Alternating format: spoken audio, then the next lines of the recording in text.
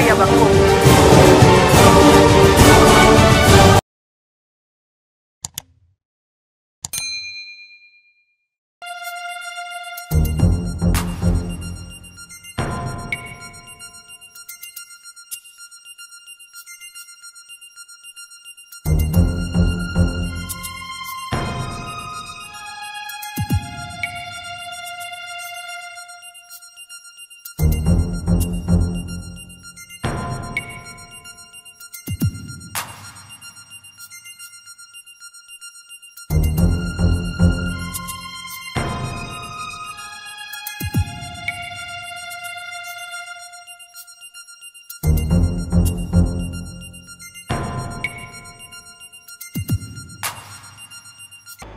Bandeko balandi ya masolo ya pona ekolo mbote.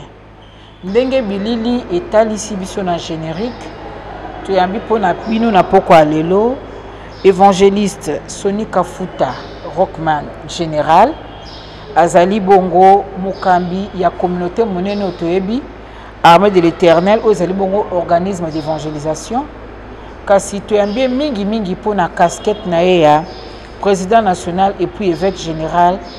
Il y a Église du Réveil du Congo ERC. Bino banso bokolanda ili makambo ndenge ezoleka na mboka na biso. Na oyo etali bongo désignation ya président a Seni. Toyebi ete autaka na société civile et mingi uto bazolanda na kobanda na be malumalu Monseigneur Ngoyi Mulunda ndeko Corneille Nanga bazalaka nyonso élu na la plateforme autobengi confession religieuse. Bongo pour les cas d'espèce makambo ndeko Ronsard Malonda ezoleka ndenge ezoleka. Yango tolie na source pour ndeko Soni Kafuta général ayebisa biso nini elekaki nini ezoleka. Évêque général na pesi mbote. Merci maman. Matondi po na yebi tozana ba réunion ebele kafouillage eza makasi na ya solo siko to ko sala émission mikolo leki tango marche salemaki mokolo le 9 juillet église na yo pour une seconde fois zala ki épargné te et tomoni ndenge ba vitre za ko bukana tomoni biloko mingi ndenge baby tango yo kike bazo bonza église na yo. Et c'est là qu'on merci beaucoup.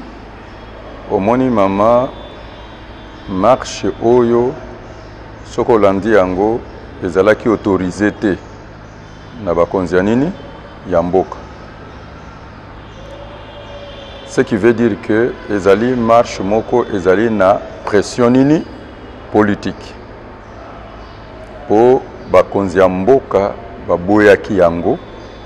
Omoni mboka na biso tozali ko passer na état d'urgence et état d'urgence mutu moko te akoki ko brader autorité ya chef de l'État. Mais marche oyo remettre en cause autorité ya nini ya chef de l'État. Or chef de l'État zali garant ya ba institution pe ya constitution na biso. Mboka na biso ezoleka moment moko difficile na crise ezali sanitaire ya COVID-19 pour éviter contamination ozomona basengaki biso to zala to respecter otozoloba distanciation nini sociale na ba règle ya hygiène. Je crois que ce qu'on remarqué ezaki bradé na pression en marche où ezali organisé par un grand parti.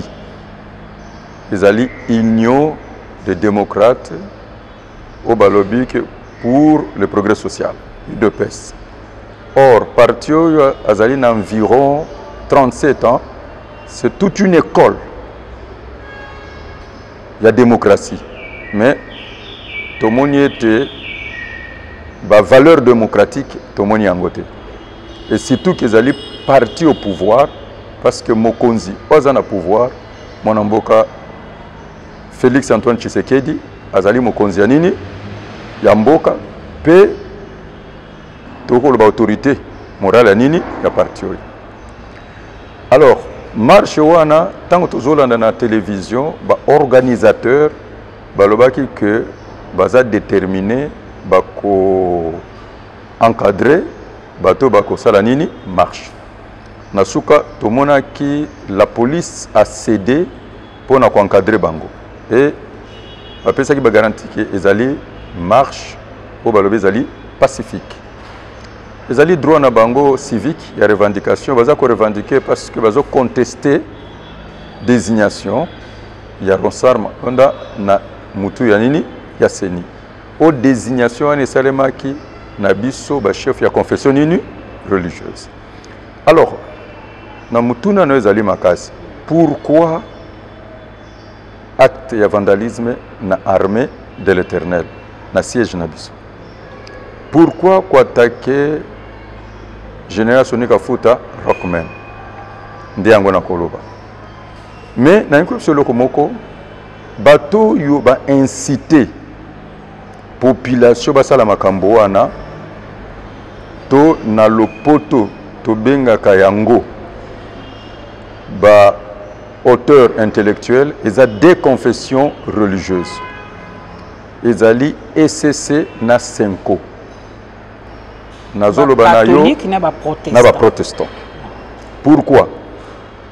Ngandenge nazali awa na formation na ngai nazali na DS ya investigation criminelle haute sécurité d'état sécurité rapprochée. Nazali pe na cabinet oyo eza ko sala ba analyse. Nalingi na peso quelques exemples. Nazo rendre hommage pour ça la émission na yo malamu. Mener enquête, je dis bien, en tant que journaliste, depuis le 9 juin jusque l'élo, déclaration il y a Abbé Chole. Mener enquête sur le média. Mener enquête, déclaration il y a Eric Senga ou il y a SCC.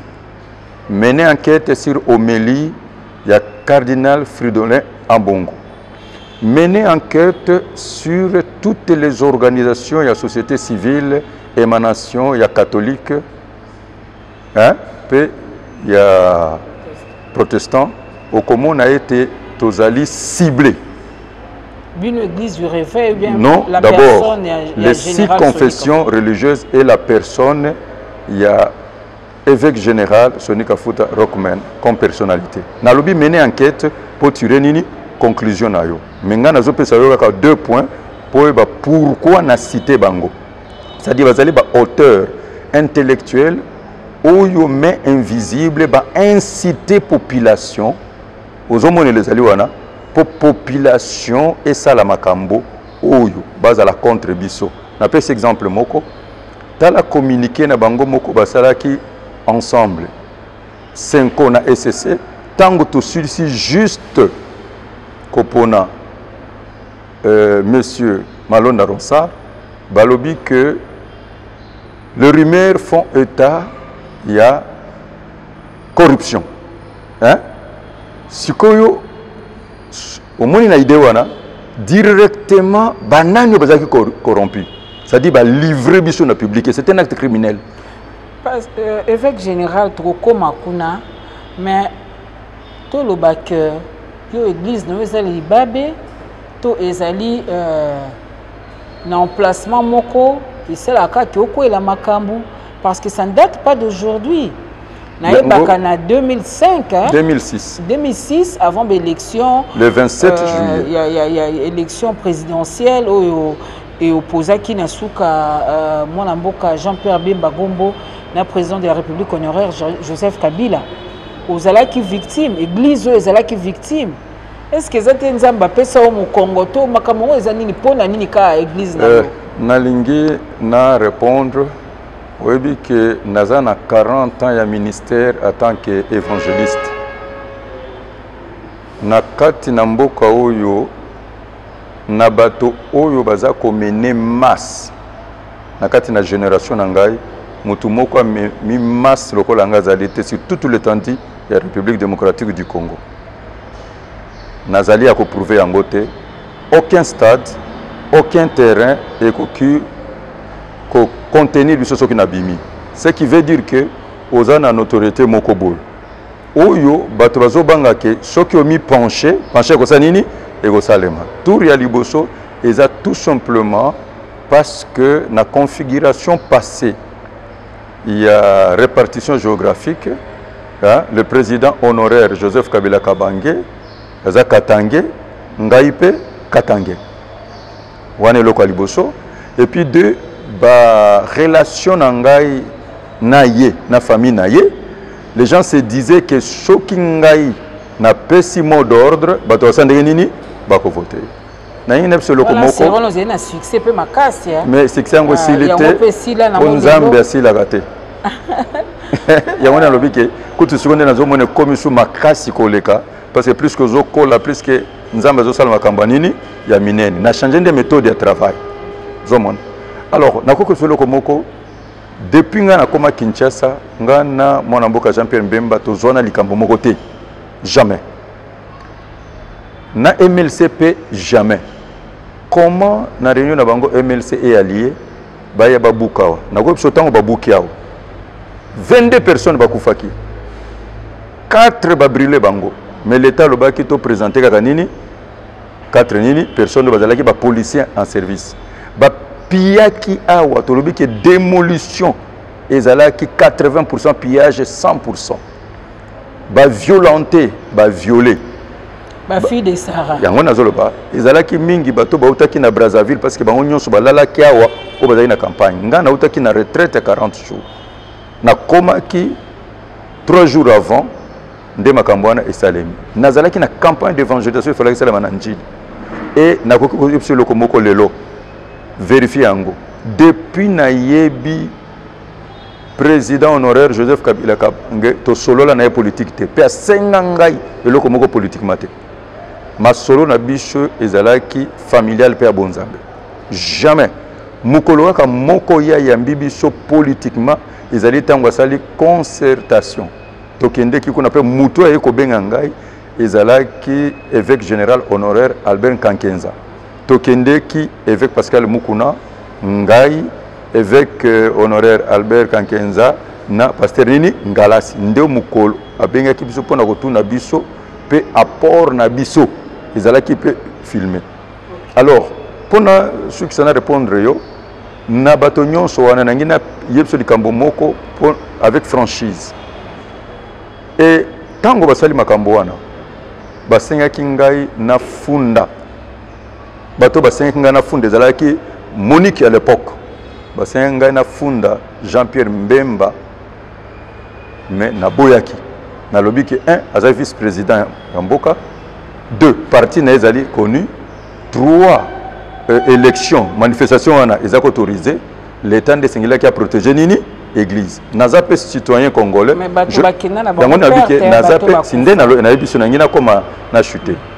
Tofunda ki l'État. Baya ki awa bango moko basali expertise na bango et fallait ba futa biso 2 millions baboy balobi ba futa biso 950 000 parce qu'à l'époque bago ko condamner l'État plus d'1 million.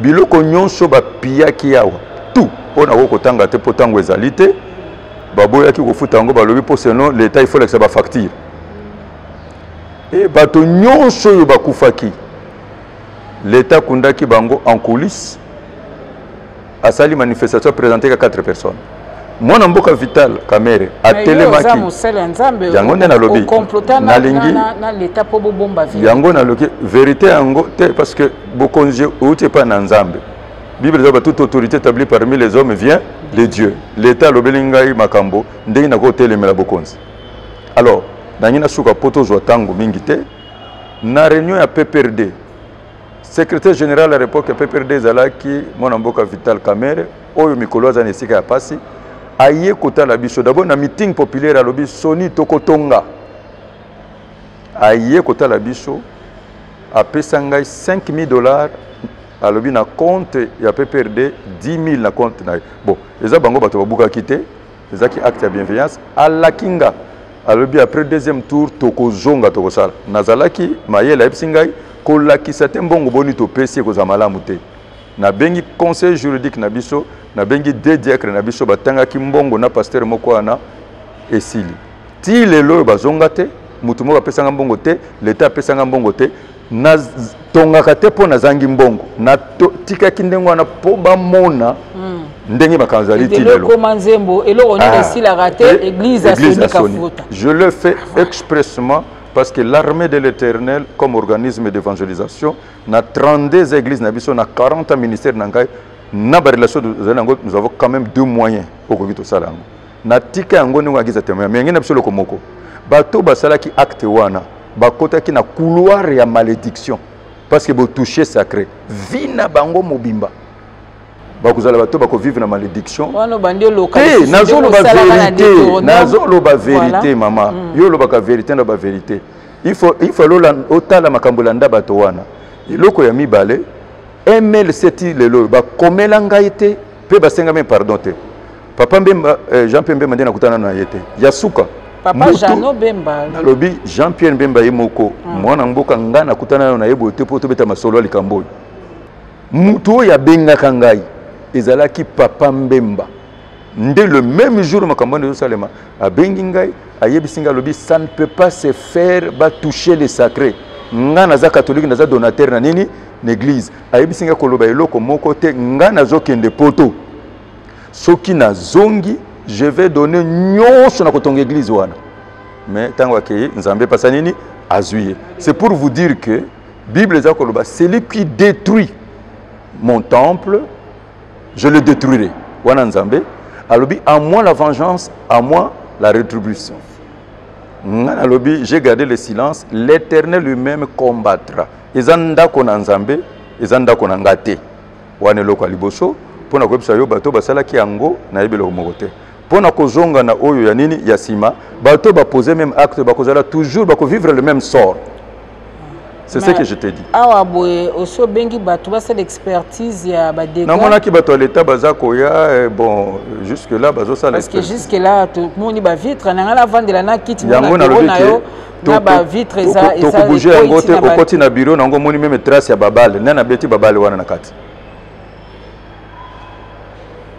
Voilà, Zambie Mokabi. Alors, il y a pourquoi na tangi les deux confessions religieuses wana parce que un tango ba livrer biso na public bato molu biso nde bato tozu corruption po bango bazali contre ronsana malonda or bango balobi vérité te ndenge makambo ezali ya mibale homélie ya cardinal ate bato nagar estime nango balobi que celui qui sème le vent ko récolter nini tempête simana suka ba confirmer ba tangi ngai balobi que Soni Kafuta ndaki ndeko tika makambo na nini na parler ba livra ki ngai me balobi vérité na peuple te ndengo na lobi na loba vérité ne makambo ezalaki évêque général Soni Kafuta Rockman parno ya vérité na makambo ezanini yango ngina epsa pona epsa ki makambo ezalaki instrumentalisé zwa papier oyo tanga yango komona ke ezangai moko te ba menasaki pe église armée du salut ba menasaki pe communauté comico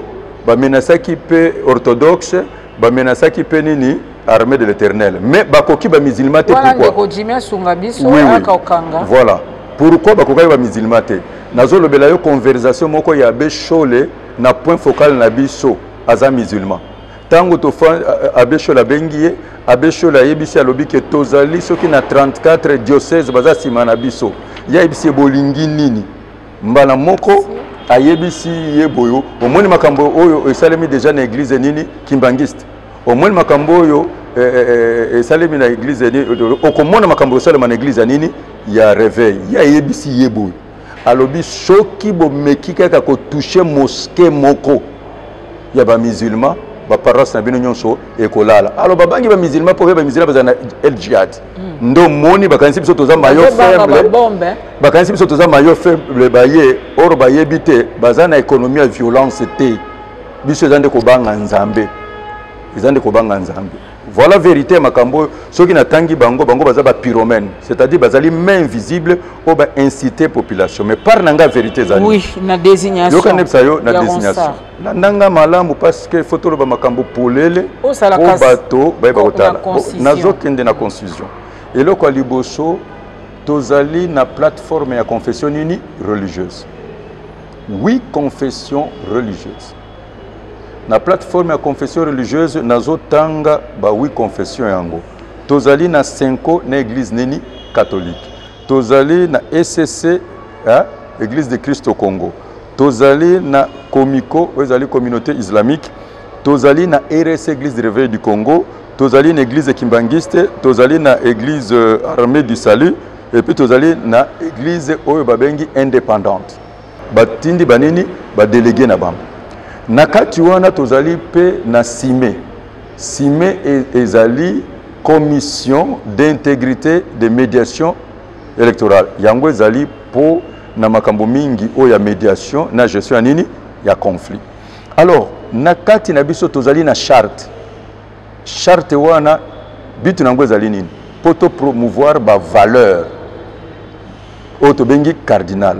Mais na ba valeur wana ezali la crainte de Dieu, vérité, intégrité, eza ebele. Mais objectif na biso ezali ndenge nini toko fanda bandimi na biso bazana kokosote na collaboration na bango. Yango ko remarquer. Ko remarquer que na RDC, na RDC tozali na cohabitation pacifique entre ba musulmans na biso banini ba chrétiens. Bon, siko iloko nini salemaki. Landa historique pona zala mukuse. Bato batamusaka biso président na biso ezali 5 par président 5. Ezalaka Monseigneur Utembi lokola ya zalaki te nde cardinal ayeko sanini kotamusa biso. Alors tozalaka na secrétariat technique o ezali na ba 8 experts na biso ba na ba confession na biso religieuse na point focal mutatamsaka bango abesho lende coordonnateur. Pe abesho lende azali lisusu oyo tolobi porte-parole nini na biso. Alors pona zana mukuse ezali dossier bandaki depuis année passée. Nga nazalaki na kotina nute na pouvoir en tant que président national évêque général RSC. Dossier ne bandaki na évêque général honoraire sorta Albert Kankenza. Alors landanga makambo nazo ibisayo. Et comme Madame Janine, présidente de l'Assemblée nationale, a bengisi biso nyonso ba confession nini religieuse. Tokende ki biso nyonso 8 confessions religieuses. Biso nyonso ayebisi biso topesa ye état ya mboka po tozana gestion en peuple pe topesa ye ba orientation na conseil pona makambo oyezoleka na mboka. Ya mibale yebisi biso ezali siko tango ekoki po boye ba ko désigner représentant na bina confession nini religieuse parce que nanga sa komi na suka na nini na bureau na ye parce que déposer rapport na bango na nini na seni. Nazebisa yo mama oza mwana mwasa mayelo tangi yango na kelasi. Soki bandeko ya 5, soki bandeko ya SCC bazalaki pona réforme. Nde na wana ba yebisi biso balobi nono mama tokende na vote te tokende na nini na réforme basalaki yango te. Tuna bango mkokuta na bango pourquoi Luka Beshole tuna ye pourquoi balobaki likambo na réforme te. Muto tamsaki biso mukolo wana ezalaki président ya SCC ndem tamsaki biso André Bokundo. Alobi na mama pesa biso tango tokoyela yo mokonzi. O biso to sanini to voter. Tozongi toke na réunion. Tant toke na réunion alors ba dépôt ya ba dossier mususu bateki yango na nini na Sime mususu ezalaki kone pa na bango na nini na 5 ba yokani ke bazo ba dossier nyoso na bati yango nini ensemble. Alors secrétariat technique na biso ekei kosala musala na centenaire ya nini ya ba protestants sous la coordination ya Beshol. Lananga malabo. Kuna place bakendeki ezalaki selon critères, selon CV, selon critérium tozalaki na yango baye bakosala toilettage. Na toilettage na bango sur 24 dossiers. Baye kozongisela biso, baye ko présenter biso 6 dossiers le 8. Na peso so observation moko. Okay. Ceux qui ronsar malonga, azalaki sujet ya problème. Malonda plutôt. Azalaki sujet. Na mona na UTP na yebi ete, zaka CV na yende etambusinga. Ceux qui ronsar na sukawana, azalaka sujet ya problème ya libaku. Pourquoi bakoka ko éliminer tendenge ba éliminaki candidat msusu. Il y a espace Kassaïen. On a payé ma nazo komanano. Nalobi que les 18 candidats éliminés en Abazali, ba Congolais à haute facture, j'espère. Nanini na élection. Le lingi ba éliminé qui secrétariat technique o yozota musamana Abeshole, mais Abeshole azali secrétaire exécutif yanini ya 5 représentant légal de l'église catholique. Ya yeba kike mutu yu akozala libaku pona biso. Pourquoi asala kika kuna tena baninga na ye ba mususu biso totinda kikuna ba éliminer ndenge ba éliminer ki ba mususu. Que ndenge lelo tozana problème te. Ba lekisi candidature na ye. Mukolo te ko koma wana tosala ki réunion na biso na centre na complexe scolaire cardinal Mosengo.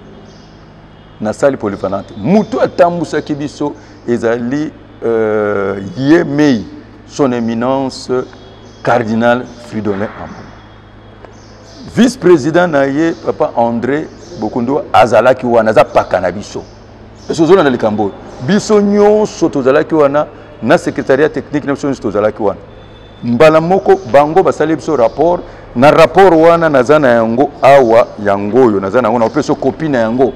Po olingito tia bosolo na rapport ba yebisi biso na misala nyonso botindi biso to sali to moni bato oyo baleki na critérium selon CV na bango bazali 6 candidats natangi kombo na bango Kadima Kazadi Denis, Lumumba ya Sylvain, Bonso Jérôme, Malonda Ngimbi Ronsard, Révérend Yale Bosela et Ebotoko Cyril.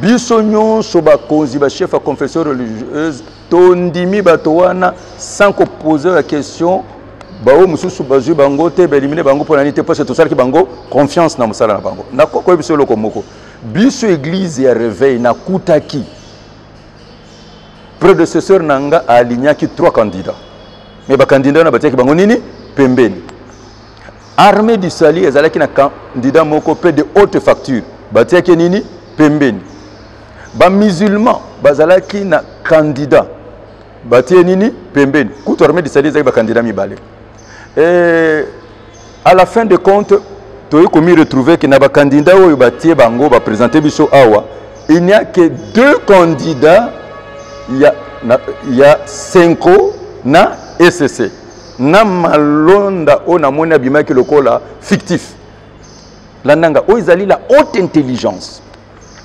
Alors tant que tokomi tondimi bango cardinal abandi boyo. Mais les 3 autres vous exclure bango pour nango na lobi ke landanga nde nazalaki wana. Landanga mama. Tant que tokomi tondimi ba candidat oyo mais remarquez so remarquez ba candidat nyonso yo candidat ya confession religieuse mokazalité za ba candidat indépendant.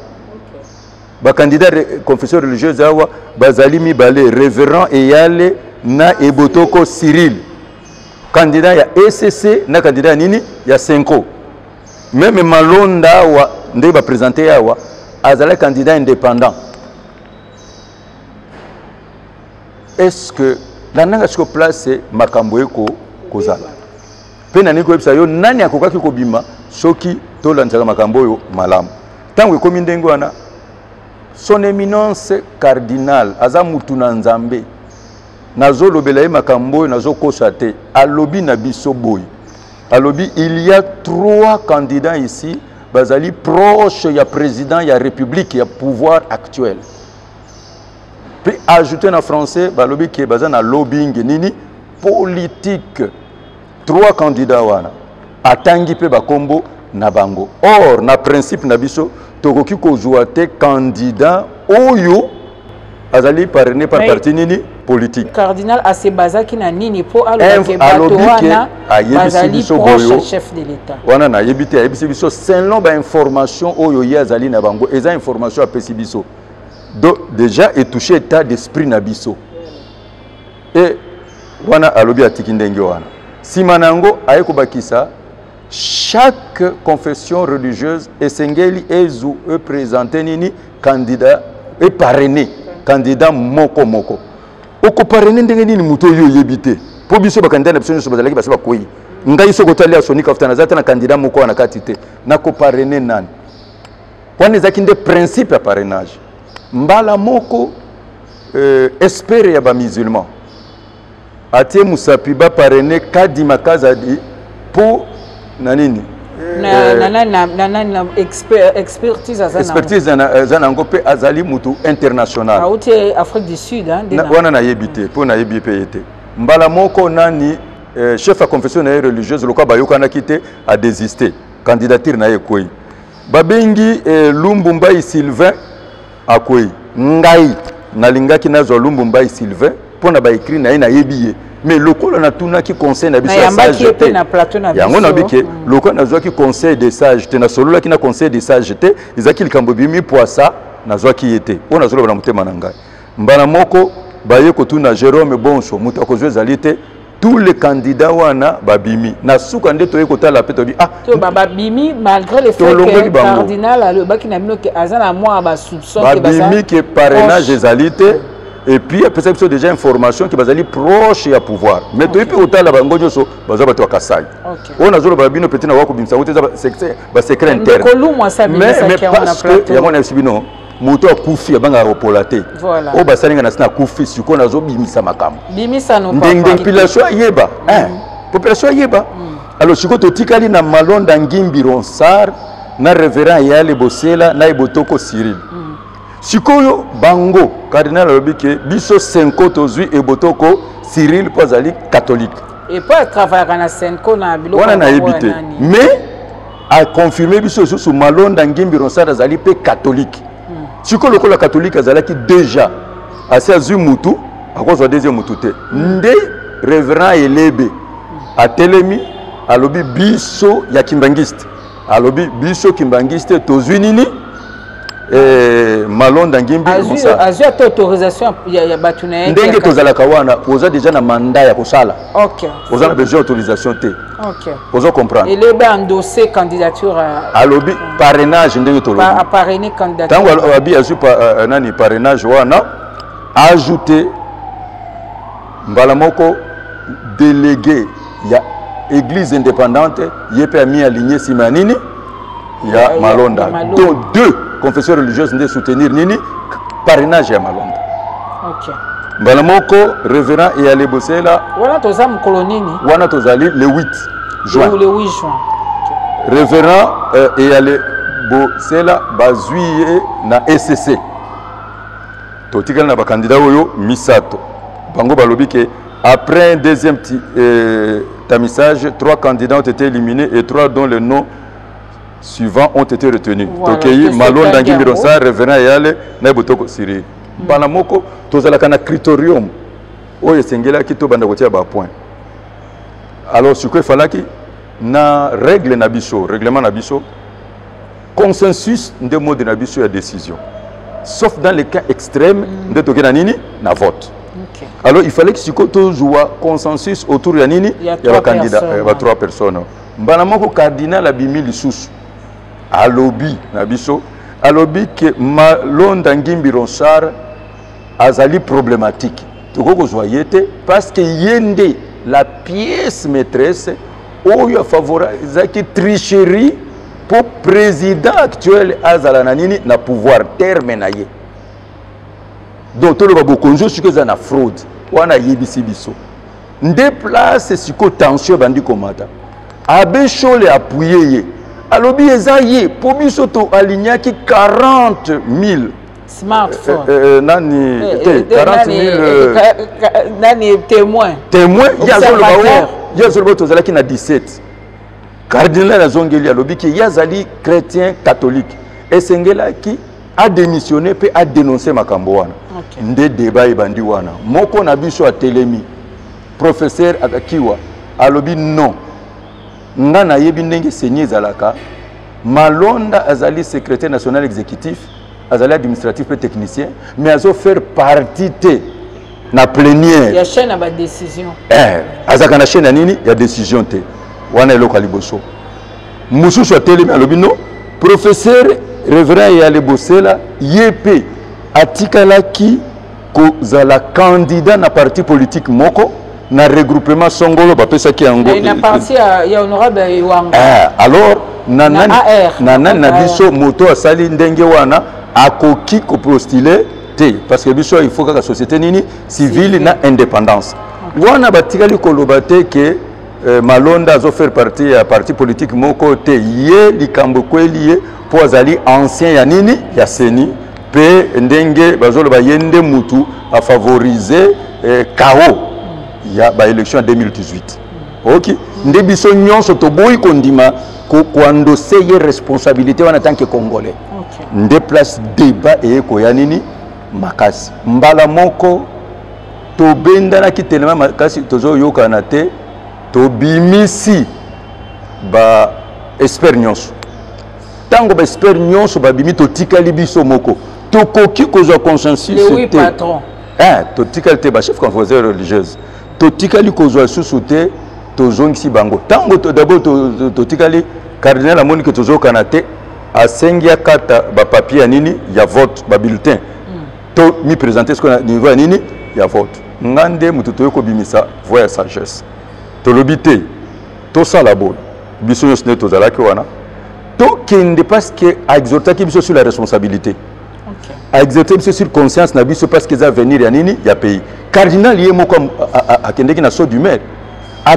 tango to zongisi ba secrétariat technique a tuni secrétariat technique alobi ndenge nini bo faire passer makambo na secrétariat nini technique bino boyebaki yango abe chole a mis justifié alobi que non deux candidatures oyo to yoko zongoka ka 2 jours oyo c'est-à-dire candidature ya nini na yebité alobaki deux candidatures na yebi yango te mbala moko révérend Eric Senga abimi ya SSC à défendre cause ya nini ya Eyale alobi non Eyale après ko échoué à salaki lettre à démission a présenté lettre mais totanga ki yango te cardinal amona ki tension zaki makasa alobi non to bandaki na molimo to kwa kosuka na nini na nzoto ndeni alobaki la nuit porte nini conseil to kende lobby to kende to kutana na weekend to arranger ba agenda na biso to kende ko mener enquête à liboso 1 boye la biso awa soki Malonda à faire partie ya décision ya plénière 2 boye la biso vérification soki Eyale azalaki candidat malheureux na députation nini nationale to telemi to sali lo sambo to bimi tozo zela babenga biso na butu point focal na biso abengi biso ngana zwaki appel na ye na minuit tango bande ko zwanga te abengi dirkab na ngai dirkab asalenga semek balobi ke lobby yango na lobby ke po il faut to limbola malamu azokende poso na katikati lemso ba to comprendre te alors a lobby que lobby to kutana susu na même nini endroit pour to vider nini dossier lobby nango to komi tango to komi dossier quorum pe ezalaki nini atteint ameki ko to yokana susu pour na candidat moko to yokana te résultat pe sinini et confirmé que révérend Eyale asalaki nini azalaki candidat et confirmé que Malonda azalaki na plénière te c'est-à-dire azalaki décideur te au moins to komi nini éclairé tango to komi siko nini éclairé na débat wana bato babisi ba idée ba comme reprocher église nini catholique balobi à chaque moment RDC comme un rendez-vous destiné na bango bino ka kande bo créer ce problème depuis nini conférence nationale na ba deuxième voie na bino o biso to lobena na kuna solo ba yebisi bango na 2006 prélat na bino alobi que résultat ezali conforme à nini ya urne cardinal et chao alobi yango tango alobi yango peuple tomboki ata congolais moko akufaki ata makila congolais moko ekoyaki responsabilité na bon dossier yango sima nani bomi makape ba preuve na cour constitutionnelle suprême boyaki na yango te bino pe boza ba complice parce que bo dénoncer bomimi ba preuve te alobi na 2000 nini 11 la même chose président na bino alobi susu likambo moko cardinal Musengo na 2018 alobi likambo moko pourquoi bino bo protester kaka nini mais boyaka na ba preuve te balobi entre biso mais il n'y a pas de fumée sans feu est-ce que catholique pasteur est-ce que catholique bazalaka na bosolo to bazalaka na lokuta on a biso to yebite bango nde balobaka ndenge na zolo ba makambo j'assume ce que j'ai dit ozomona le kuzalwana alors ndeko benda na to big boy pour na siko ba yebisi nani cardinal Fridolin balobi yo zalaki na Équateur otambusi bisoté oyebi makambo ndenge zo le kati na plateforme de confession nini religieuse ozo comprendre des allées ezaki mbalo na ya liboso atambusa biso na mikolo alors tension zaki déjà ya ko ya nini ya ko mata tant que tu as attention à comment cardinal pour na trancher nini tuku toyo ko bisa bango alobi kebo soki boyo ngai nde mutuna lobaki na lobi si c'est comme ça de comprendre que soki logique bozo le bezali solo ce qui veut dire que alternance oyo to lobi pacifique civilisé ezali habillage voilà alors na yebisi bango boye bisabiso soki bino bezana ba information. Vous avez au point, vous l'acceptez pas preuve, c'est pas preuve réalité ne fils que les faits sont sacrés, parce qu'un responsable agit par conscience. Nazali na nzambe na conscience nangai. OK. Loko là, ba pesa ki biso angote, cardinal la monitention ati, ndé cardinal ko le babo. Si c'est comme ça, biso ba catholique tomi retirer na processus ya côté nini candidat à retirer et botoko Cyril. Au profit ya nini ya les malgré balba kaza mais ce que yo na bisayo nazo révéler yo secret moko. OK. Soki cardinal alobaka makambo oyo te ya ronsar ke yende mutu azana cause ya makambo wana ndembele révérend et yale bosela nde aleki. Pourquoi? Po biso nyonso ndenge tozalaki wana malonda ngimi ronsar to yebi ete ozo comprendre moninga na biso zaki nani. Donc, au minimum $50,000 besoin na maboko. C'est là na okoma wana. Bon, minute aussi là. Yango na inasi ya sikoyo po problème ezaliki. Na mona bokomo bango vérité. So bokomo banga natika. Ngala linga la vérité. So bokomo banga polo banatika pona moni. Pona moni ozala dito même mission. Na mona okomi ko banga bo nakata na mukuse. Na kokoma na makamunyo so wana. Siko tango ya bendi ye au profit ya nini elale. Ngi so yo ke muto alingaki koleka. Ce qui cardinal bimsa ba makamunyo sote zalaki yale po biso nyo stand to mando solo la wana tozana témoignage na mala mo pesa moninga na biso to lobaki pe lokola ba le kisaye mais sikoyo makamunyo so ko embrouiller cardinal alobi bon nazo répéter ba terme na ye alobi comme nous ne parvenons pas à avoir un consensus autour d'un candidat vous avez le zali wana alobi nous devons passer à cet exercice nini démocratique, les chefs doivent se prononcer. Mbalamoko, naïb so bazole ba 3 tours, ils a 3 tours té. Ils a dit principe ya nini, ya vote. Ba candidat bazalaki nini 3. Moyenne ils ali à 4, n'est-ce pas? Même tout le monde a kango na match sale maka élimination. Batuni rêve batuni abandaki na Malonda Ngimbi Ronsard. Abimi na 6 points à main levée. Sur une 8, yemoko cardinal sanini a compter. Aye ko pesa yami balé alobi que révérend et ale bosela. Abimi na 2 points sur nini sur 8. Sur 8. Azongisi candidature ya Ebotoko Cyril, Eboto Cyril aye ko bima na 2 points ngana bakisi moko nde balobeki ngala fotaki 3 fois. Siko principe de la kindenge nini. Soki bangonyo sobakendeke par exemple 6 parce que c'est l'élimination parce que moyenne il y a 8 personnes ils allaient combien 4 T alors sikoyo moyen to zongela lisusu ezalité parce que oyo azali déjà na 6 oyo azana 2 asali moyenne T oyo azana 3 asali moyenne T match sili soki ezalaka par exemple moko azwaki 5 moko azwaki susu 4 ndembe tozongeli ba oya mibale bakutani quel moment bino bozu ba 50,000 moto azwi yango moto yango azate mama ndenge ngana nazali moto azwi nazali boso awa nazana altar na ngai moto azwi 50,000 azali te ezali ba rumeur na bango de beta major po bato ba ba kubwakisa biso moto azwi te yoka na biso place na makambo ezali tango to soki na suka boyo cardinal atelemi alobi nous avons échoué. Communauté internationale à Koloba Nini, population à Koloba Nini. Voilà Malonda Leki. Voilà Malonda Leki. À Télémi, à Lobi, nous avons échoué. À Béchor, à Lobi, Lengwana, to Télémi. Moutolingaki, à Télémi, to Télémi, à Sali, prière et à clôture. Prière et bandelingane na sala qui a clôture inda sali.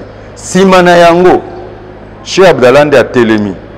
Alingaki te makambwane bima, alingaki to zonga to bongisangwa nini na kati to luka ndenge mususu meto sto voter.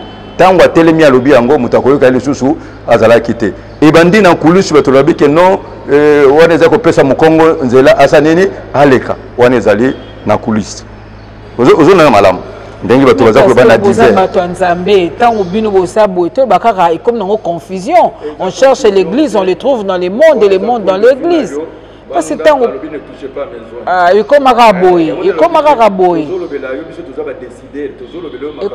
boye ne touchez pas à mes besoins. Na lobi ke na bokota na lisumu mama na lingi olandanga malamu landa makambo parce que ngaba kotika yango nde nazo intimider yo te nazo batela yo je te protège yango na lobi ke do tango makambo ne sili tozalaka soki réunion esili il faut tout ça la compte rendu tout ça la procès nini verbal mais réunion ne suka ki na bato bandimi candidat na poser question moko soki candidat catholique nde alekaka est-ce que nde makambo nyoso salemi soki non retourne bango soki candidat ya 5 alekaka nde makambo nyoso salemi tango biso tobimi tokei mbala moko to constater abandon ya cardinal abimaki ake na réunion alobisaki so mutute réunion ezaki mukolo yo ba président ba ministre européen bayaki bakendeki bango na vice président na ye biso tango totikali tofandi mbala moko makambo pourquoi toyeko kende na makambo biso kotika yango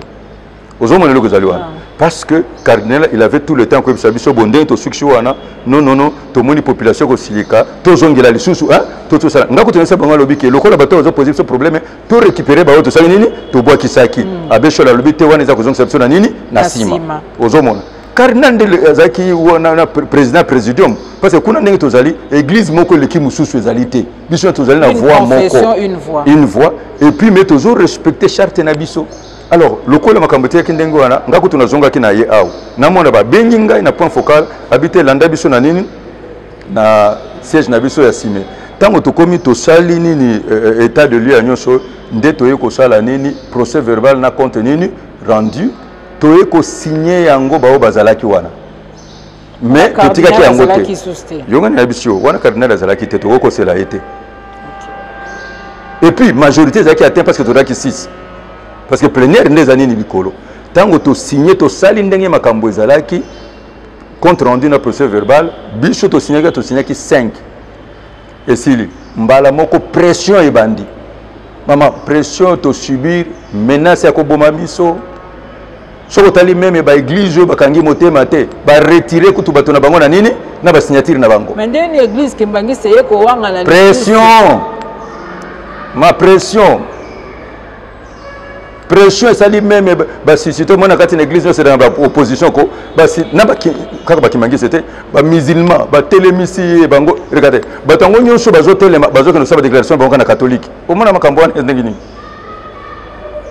ba pression et salemi bazui colonel Lucien oyo ya nini ya nini ya ba armée du Sali ba botoli passeport na ye ngai balandinga combien de fois pression na la ça no pression yango na biso que pression ezali so na la kishio na kola kishayo après yawa na la kishayo ba SMS na makamunyo so ngai kutu balobi fo ba boma fo na kweya na yebiti na te ba pression wana tango nyoso eleki eloko tindi biso to ngende kotika ezandenge nini lobi na yango to fana na télévision boyo to moni bango mibale président ya SCC na oyo ba yeko pesa communiquer moko incendiaire ba wangani d'abord que tozoki nani compromis et si manango balobi que le rumeur font état ya nini ya corruption tala ndenge ba livrer biso na population to lobi na banganga nzambe bazolo ba soloté pour le diable le père des mensonges ou sa diversion ba livrer biso na ko livrer biso bino ba journaliste bosana nini tozu tokobuka banda ko na bango tokolanda bango nde omonaki poto pesa bango avertissement toye ko sala nini point de presse. Tout ça, les points de presse, tout le monde va se cater. Alors, Toyo, Kanibiso Nyonso, Misa, Biso Nyonso, la confession Nyonso, Tokei, Kotika Nini, Mikanda na Parlement. Tant que Tokei, Kotika, Mikanda na Nini na Parlement, Nazo chuté sur Kopotango et Leki, Tokei, Mouto, c'est là qui normalement a dirigé, c'est là qui est levé. Et les bazos monanate. Toko, mais Parlement, Zela, y est hors, Bapigambiso, Basali, y est pression, va retirer même na Katinabiso. Ndeba Senginga, Balobi, non. Chef de confession religieuse Moko Sanini à Tamboula. Le col a fait Babanda qui a menacé chez Abdallah, Ngaï peut menacer Bisso. Archevêque Nabisso, général avec un 15 mois Nambo, Oyazali, et sa fonction honorifique, a engagé l'église à réveiller sous souté, à Télémaki Koutou, à Lobaki Makambobele Bolandaki. Alors que tu as 5 ça la office et ils allaient entacher de l'irrégularité ya wa. Donc ba mena ça qui biso. Mais à l'époque il y avait tant de soutenir qui nanga na lobike. Tango makambo ko mindengi wana na zolo bela bino bu solo. Tango ko mindengi wana ndebso to keito de ba singa sikoyo bo lokola ndenge ezali awa yo kota ozwa eza mwana kini te ezali te ezandengi wana te ezali parce que toboyaki kokotisa yoka na biso yo so na lobi na biso obe na église à réveil kotumbola bato te yoka na biso yo c'est là na yoka na biso mama yoka na biso yo sinde na biso au moins église à réveil là na biso yo na église à réveil keba na bato baza na église à réveil okomona muyibi moko akala bandi moko akala yesu abongole nini motema mais qui butu mula pour satana kokotela ye netio combien de danes na karaté wana ezali wana ezali passé ça n'a rien à voir mais aux aba même champion na karaté bato bayebi wana eza masolo ya lelo te combien de fois champion na lobike wana na kokoloba te aza makambo ya biblia te na lobike na lobike sala attention l'église arrivée na lobike nyonso wana eza banzela ya nzambe tokumisa nzambe mais problème munene na kokoyebisa yo ezali ke tango toke toumelaki te to déposer bango nini sans commentaire ezalaki pe filmer tomona bino o baza osali coup d'état na le coup d'état ngo bolanda sikoyo yawa coup d'état zawa pour te dire vérité bon ngana ni kala bisa ngana candidat na Ronsard manona na poche déjà na pesa biso na ndenge na laxi bino bomone ke ronda azalaki yoka na biso bayebisa biso soki makambo bango ozolo beza solo to pesa mwana mboka fayulu raison pardon balo bana biso to pesa nani ba catholique bayebisa biso so makambo bazolo beza solo po biso toza ba légaliste fayulu yoko sala nini non parce que na lobby parce que yenda zo réclamer vérité des urnes to le basolo te bango bangi to le basolo kobanga te yoka na biso sikoyo non ngai sikoyo ndena zolo bana bi muto yo kufi abanga ko polate voilà osozo na malamu vérité ezali abanga na ebisa ki bango na ba élection nyonso esalemi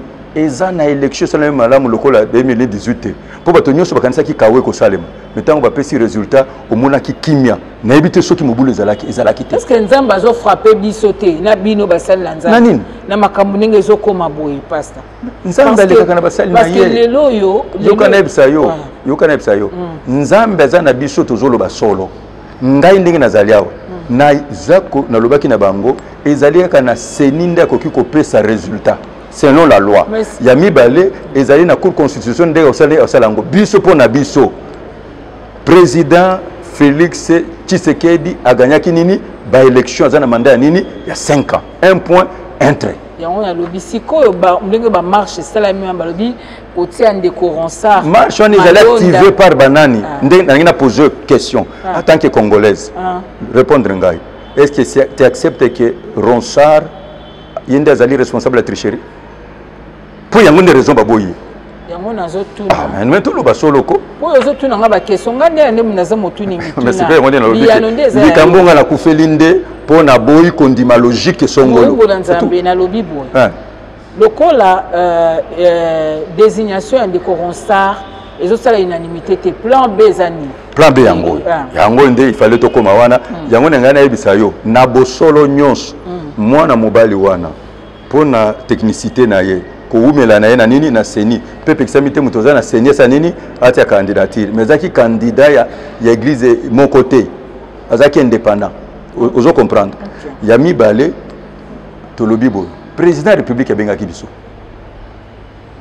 conseiller na ye moko a initié toke tokuta na président de la république to solo kitango mulai potango za susté ndeme na lobi makambo to solo laki na bokuse tango to solo li président pesa ki biso conseil alobi bino bozali batata na ko juger bino te na boko to na makambo na bino nini interne mais na sengi na bino confession religieuse za nini divisé te ozoma ndenge alobi na biso alobi ke boluka bobongisa na kati alobi bokende na kati na nini na bino bobongisa ozoma le zali wana ba différent na bino peuple alingi bo présenter ye mutu ozomona oyo kosala ke bino batonyo so sanini bandimi po soki bani na contestation ekosuka na nini na contestation to pesa ke maloba ngande na lobaki na yebisi ye mokonzi ya mboka ozali premier mokonzi oyo o présenter foi na yo na miso nini ya bato en public ozongisi mboko na maboko ya nini ya Nzambe. En public otiki kiti na yo lobi ke opesi yango Nzambe. Lobi nango natali ba lobi na Jeune Afrique tu as démissionné au profit nini de Dieu. Lobi Nzambe peso sagesse intelligence. Au fukami, au sengi pardon, au reconnaître que classe politique et banda indépendance le lobangonde basali mboka we sani nini et komi boy. Nzambe ayoki na seki senga na biki na shuka eloko sala ki te opesa ki offrande président aseki.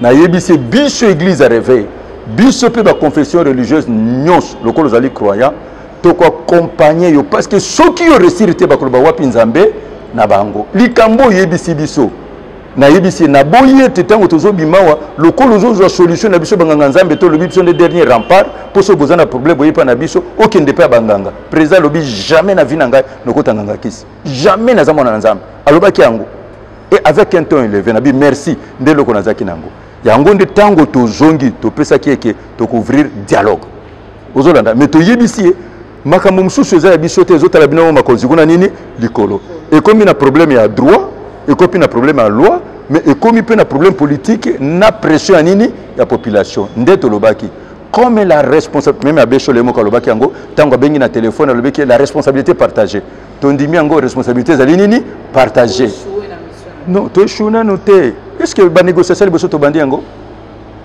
tala eza bizali la bande kwa catholique banda na 2006 tozalaki 7 confessions bango ba mi bendi na 2011 cette confession bango ba mi bendi lelo tango papa Marini abimi nde to moni susu ba processeur basani ba mi lignena bango eza bizali la bandeko bino bongo bozo tala te ke bazalaka ndengwana eza bizali na bango bazana tort be bazana mais so bazana réseau ba télévision na se to mi aligné biso to banga ka bato te to banga ka Nzambe yo kanepsa yo wana ezotala biso te tolobi boy tango toyokani tolobi ke reste toboyi que les confessions religieuses est à la cause de la crise na RDC. Yango tolobi que les responsabilités zali nini partagées. To décider que te bisonyon soto kutana. To solo la makambo to eba ko pesa l'état na biso solution. Voilà nde loko tolobi. To kutana pour parler zali. Il y a pas longtemps te guerre te to bomi moto. Tosobo mimoto d'abord moi si nanga telemelingai na comprendre poza muluba a telemelingai nani tata nanga molimo abengaki nga lobi a lobi oza évêque général tu ne peux pas dire cela na senga ki pardon na lobi ke bandimio to yo kanepsa yo nako senga papa nanga molimo pardon nako senga bandimi pardon je le fais pour eux est-ce que yo kanisi bo soki na lobi ba oya RC bandimi te bo armée tenir batiki. Alors, il y a un de Tolobi, biso le quoi te choisir Bible, te zongeli Bible. Bible le bin dengeni. Papa nanga molima senga verset misato. Celui qui détruit l'église, Dieu le détruira. Yami balé. Alobi témoin la vengeance à mon nini, la rétribution. Yami sa tolobi garder le silence. L'Éternel combattra pour vous. Alors ngai ndenge na lobaki na epsa ki église à réveil. Biso église à réveil, tozali pona unité nationale.